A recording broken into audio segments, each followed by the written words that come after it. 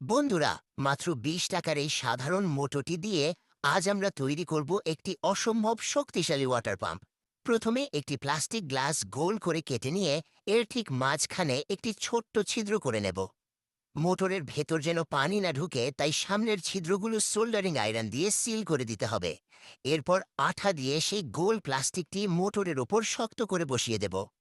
এবার একটি ইনজেকশনের সিরিঞ্জ থেকে ভেতরের প্লাস্টিকটি বের করে এর মাথাটা কেটে নেব। এটি মোটরের শ্যাফটে লাগিয়ে মোটরটি চালু করে রেত দিয়ে ঘষে একদম গোল ও মসৃণ করে নেব। সিরিঞ্জের পেছনের অংশটি কেটে নিয়ে এর গায়ে একটি ছিদ্র করব। এবার দুটি সিরিঞ্জ ক্যাপ নিয়ে একটি সামনে এবং একটি পাশের ছিদ্রতে পাইপ হিসেবে লাগিয়ে দেব। মোটরের তার সোল্ডারিং করে পুরো সেটআপটি সিরিঞ্জের ভেতর ঢুকিয়ে আঠা দিয়ে ভালো করে আটকে দেব, যেন কোনোভাবেই পানি লিক না করে। ওয়াও! দেখুন বন্ধুরা, কি দুর্দান্ত গতিতে পানি বের হচ্ছে।